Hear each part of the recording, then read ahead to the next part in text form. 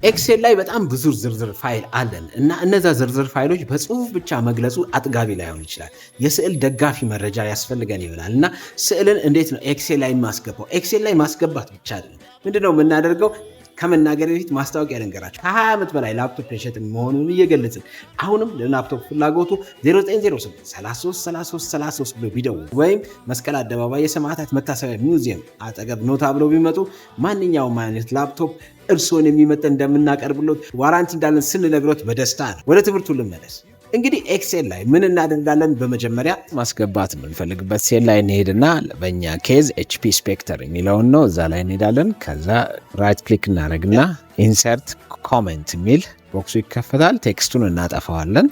ኮሜንት ቦክሱ ላይ ጠርዝ ላይ ሄደን ራይት ክሊክ እናደርግና ፎርማት ኮሜንት፣ ከዛ ከለር ኤንድ ላይን የሚለውን እንመርጣለን። ከለር ስር ድሮፕ ዳውን ሜኒውን እነካና ፊል ኢፌክት የሚለውን ታች ላይ ያለውን በተን እነካዋለን። ከዛ በኋላ ፒክቸር የሚላለ ሴሌክት ፒክቸር እንለዋለን።